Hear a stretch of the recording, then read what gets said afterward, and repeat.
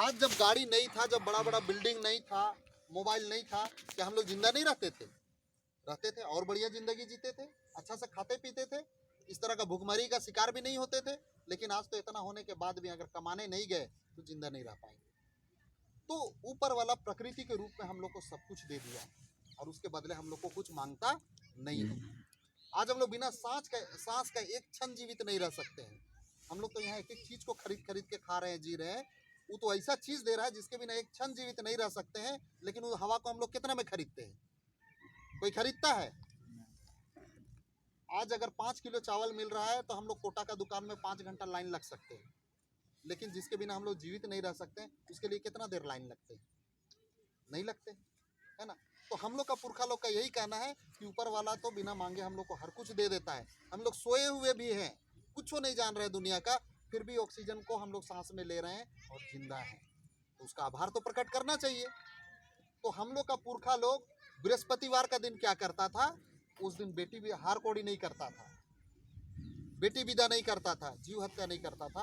और उस दिन क्या करता था? उस दिन इसी प्रकृति का आभार प्रकट करता था। एक दिन वो अपना शरीर, अपना पेट को भूल के वो ऊपर वाला का धन्यवाद करता था कि आप तो बिना मांगे हमको सब कुछ दे देते हैं।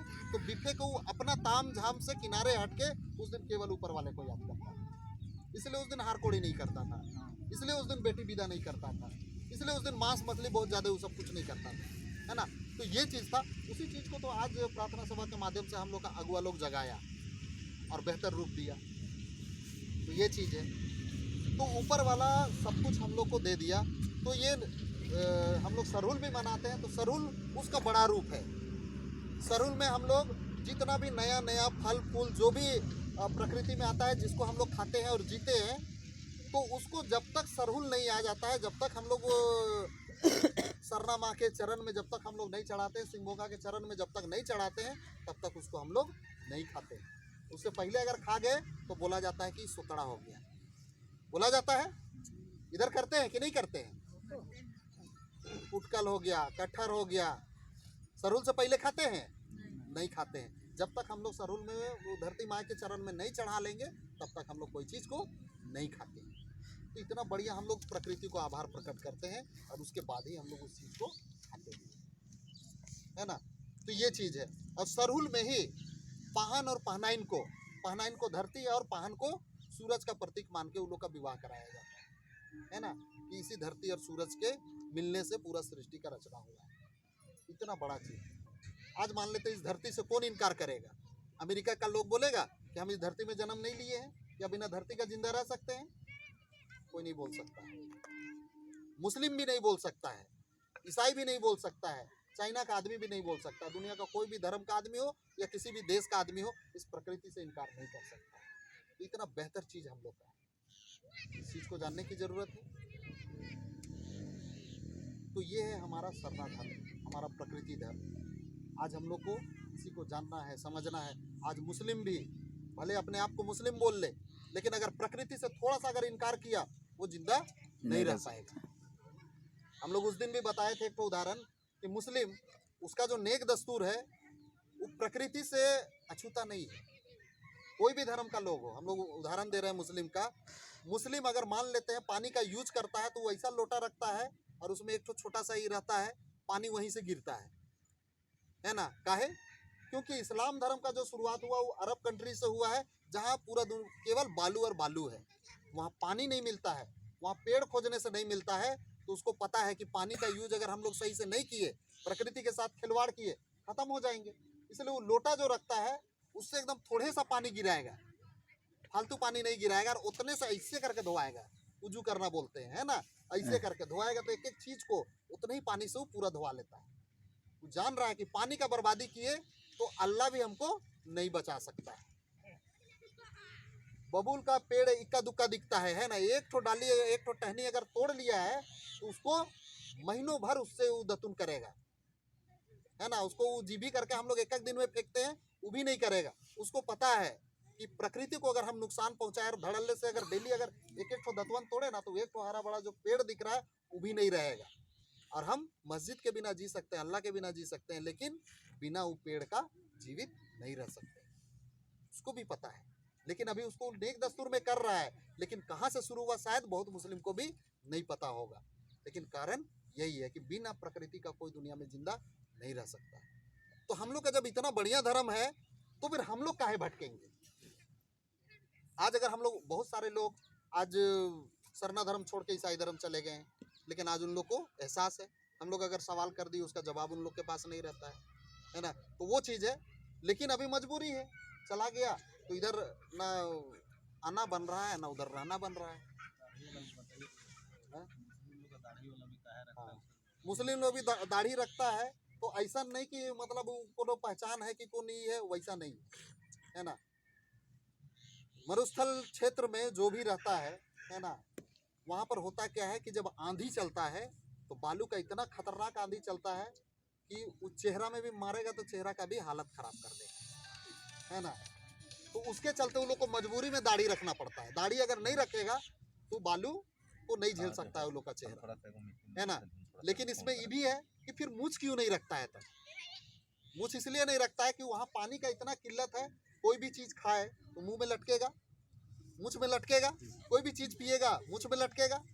अगर वो मूछ रहा तो बार बार उसको धोना पड़ेगा, तो उसके चलते वो लोग मूछ नहीं रखता है। ये बहुत बड़ा कारण है ना। लेकिन हम लोग तो उसको, हम लोग जानकारी नहीं है तो हम लोग सोचते हैं बस ऐसे ही मुस्लिम है इसलिए वो ऐसे रहता है। नहीं, वहाँ का स्थिति और वहाँ का जो परिवेश है, वहाँ का प्राकृतिक स्थिति जो है उसके अनुसार वो लोग ढला। लेकिन वहाँ से जब आते गया तो लोग यहाँ भी वही चीज़ को कर रहे हैं। तो बहुत सारा चीज़ है ना। तो इसलिए हम लोग को जानना है। और आज इस क्षेत्र में भी प्रार्थना सभा के माध्यम से लोग काफ़ी जागरूक हैं, लेकिन समय के साथ बहुत सारा संपर्क वैसा नहीं रहा। हम लोग भी बाहर निकलते, आज उड़ीसा, छत्तीसगढ़, बंगाल, बिहार, नेपाल, बांग्लादेश, भूटान, आज सारे जगह लोग अपने धर्म को जानने लगे। आज अगर आप लोग खूंटी चले जाइएगा तो खूंटी क्षेत्र में मुंडा बेल्ट, वहाँ सादरी भी नहीं जानेगा, हिंदी भी नहीं जानेगा, मुंडारी एक नंबर बोलेगा। और आज वो लोग धर्म समाज से इतना बढ़िया से जुड़ा हुआ है कि हम लोग को लगता था कि खूंटी मतलब वहाँ तो सब लोग धर्म परिवर्तन कर लिया होगा, लेकिन ऐसा नहीं है। खूंटी मतलब वहाँ सरना धर्म को बहुत जबरदस्त तरीके से लोग जान रहे है ना। मुंडारी में पूरा भजन प्रार्थना का वो लोग का बुक है ना। एक एक चीज वो लोग मतलब मुँह जुबानी वो लोग प्रार्थना करता है, भजन करता है, सारा चीज, तो सब चीज है ना। तो हम लोग को जानना है, समझना है, और हम लोग मिलते जुलते एक दूसरे को हम लोग जानेंगे, बढ़िया से ही करेंगे। तो हम लोग जब तक गांव घर से नहीं निकले, अभी जितना दादा लोग जो बात रखे वो गांव घर से निकले तो थोड़ा सा बात को रख पा रहे हैं, है ना, कि और क्या चीज़ है नहीं है। लेकिन अगर हम लोग यहीं रह गए तो हम लोग नहीं जान पाएंगे। हम लोग जितना भी जनजाति है, उराव, मुंडा, हो, संथाल, खड़िया, लोहरा, माली, जितने लोग हैं सब हम लोग सरना धर्म को मानते हैं। हम लोग हिंदू धर्म को नहीं मानते, है ना। हिंदू धर्म हमारा है भी नहीं। लेकिन आज हम लोग तो आदिवासी लोग हैं, बहुत बड़ा नुकसान तो यहाँ का सदान लोग को होने वाला है। आज मान लेते हैं हम लोग जितना भी परसेंट है ना, आज हम लोग को यहाँ 27% जो आरक्षण मिल रहा है, तो हम लोग को तो 27% मिल रहा है, हम लोग जितना है उतने को मिल रहा है। लेकिन यहाँ पर क्या हो रहा है कि उसके बाद जितना आरक्षण का बात है, उसके बाद जो 50% जो बचा वो तो यहाँ का सदान लोग के लिए था। लेकिन यहाँ पर यहाँ का जो सदान लोग है, जब सीट लेने का बात है तो बाहर का जितना सदान आया वो 50% में वो लोग घुस जाता है, और यहाँ का सदान लोग भूताकल है। और यहाँ का सदान लोग ज़्यादा नहीं चिल्लाए, इसलिए वो लोग को ऐसा दिमाग भरमा दिया है कि नहीं तुम हिंदू हो, ये हिंदू राष्ट्र बनेगा। वो लोग हिंदुत्व में ऐसा गुम हो गया कि अपना हक अधिकार का भी बात नहीं कर पा रहा है।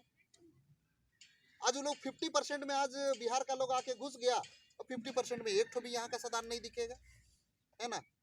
लेकिन यहाँ का सदान कभी छठ नहीं मनाया था, लेकिन आज छठ में आज टोकरी बो के जा रहा है।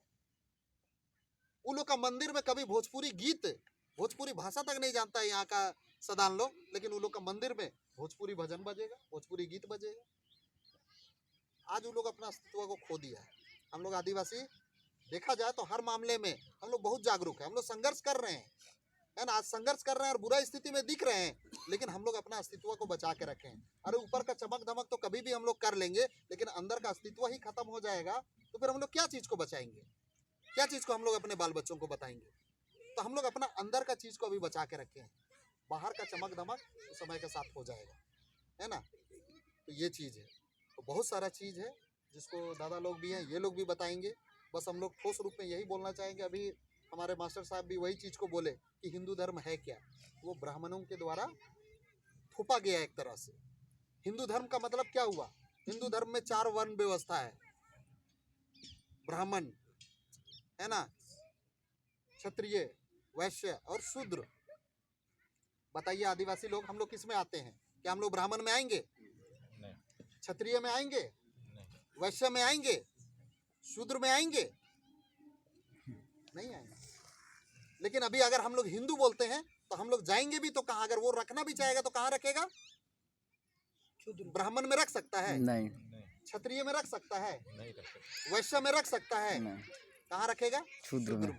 शूद्र मतलब अछूत, आप कछुअल नहीं खा सकते हैं, आप मेरे सामने नजर मिला के देख नहीं सकते हैं।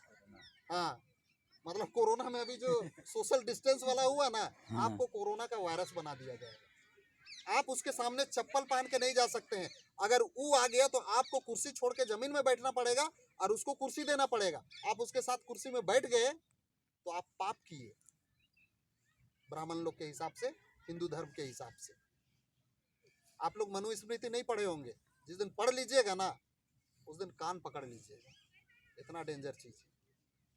आज उसी को इनडायरेक्ट रूप से लोग लागू कर रहा है, हम लोग नहीं समझ रहे हैं।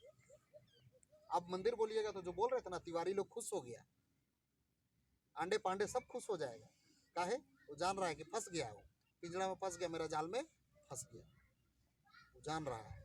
इसीलिए वो आपको लाखों क्या करोड़ों का भी मदद कर सकता है ना। जब गुलाम कुत्ता, जो कुत्ता है ना, जो कि बड़ा घर में रहता है, हम लोग देखते हैं है ना, उसको तो शैम्पू से भी नहलाता है, गाड़ी में भी घुमाता है, ओडी में भी घूमता है, लेकिन है तो कुत्ता का गुलाम है ना। लेकिन वहां पर कोई इंसान रहेगा तो उसको 1 रुपया नहीं दे सकता है, वैसा वो मदद नहीं कर सकता है। तो अगर गुलामी करेंगे तब तो हमको भी वैसा वो लोग घुमाएगा। लेकिन हम लोग का लोग कभी गुलामी स्वीकार नहीं किया। भगवान बिरसा मुंडा किस चीज के लिए लड़ा? इसी चीज के लिए लड़ा कि हम गुलामी ना स्वीकार नहीं करेंगे। नहीं तो वो लोग तो चारा डाल ही रहा था, वो लोग तो बोल ही रहा था, तो बोला नहीं, मेरा जल जंगल जमीन यही मेरा है ना, हमको महल और इससे जरूरत नहीं है। जब अंग्रेज लोग सेना लेके आया, हिंदू राजा जितना लोग था वो लोग का सैनिक से लड़ा, वो लोग को पस्त कर दिया और वहाँ शासन करने लगा। लेकिन जब आदिवासी लोग से लड़ने के लिए जब आया तो आदिवासी लोग का कोई सेना नहीं होता था। आदिवासी लोग में क्या होता था? माँ बाप, भाई बहन, छुआ पुता, गांव घर। जब भी अंग्रेज लड़ने के लिए आए तो पूरा समाज का लोग निकल गया। तो बोलता है ये आदिवासी लोग तो गजब का चीज होता है, जब ये लोग से लड़ने जाते हैं तो सेना लोग लड़ने नहीं आता है, माँ छुआ जनी पुता, बूढ़ा बुजुर्ग सभी आता है लड़ने के लिए, और ऐसा लड़ता है कि अंग्रेज लोग को झुकना पड़ता था। मान लेते हैं कोई माँ है और उसका छोटा सा बच्चा है ना, अगर कोई ये बच्चा को छू दे तो का माँ पीठ दिखा के भागेगी कि दुश्मन आया है बोल के? नहीं, मर जाएंगे लेकिन मेरा बच्चा में आंच नहीं आने देंगे। तो वो जुनून से लड़ता था। लेकिन 2 सैनिक लड़ता है तो एक सैनिक को मार दिया, दूसरा सैनिक भाग सकता है, लेकिन एक बच्चा को मार रहा है तो माँ नहीं भाग सकती। तो उस तरह से लड़ता था। जब उस गांव में, जब एक गांव को जब देखने लगा कि यहाँ इतना लोग है, सैनिक और बढ़ा दिया। सैनिक बढ़ाया तो हम लोग का लोग क्या किया? पाढ़ा में खबर किया, 12 पाढ़ा, 21 पाढ़ा, 22 पाढ़ा, वो अपना पाढ़ा में खबर किया। फिर पूरा पाढ़ा जमा हुआ, और जब अंग्रेज और सैनिक बढ़ा के लाया तो पूरा पाढ़ा वाला लोग जब लड़ने लगा तो बोला ले लोग का तो और भयानक हो गया। ही तो जब वो पाढ़ा से टकराने का तैयारी करने लगा तो लोग कई पाढ़ा का लोग मिलकर फिर लड़ा। इसीलिए अंग्रेज झुक गया और बोला कि आदिवासी जहाँ है, जंगल पहाड़ पर्वत जहाँ रह रहा है, हम लोग उसमें छेड़छाड़ नहीं करेंगे, उसको स्वतंत्र जीने दो। और हम लोग का स्वतंत्रता के लिए CNT एक्ट बनाया, SPT एक्ट बनाया, मजबूरी में बनाया।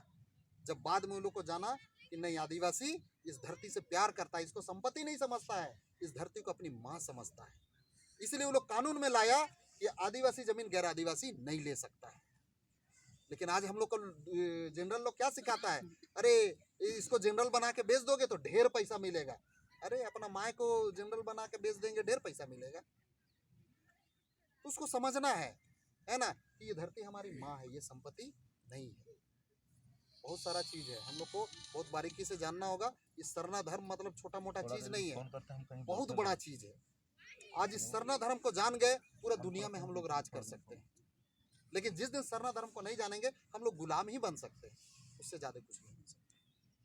बहुत सारा बात है, हम अपना बात पे यहीं पर अंत करते हैं। सबों को जमे जमा जय भीम।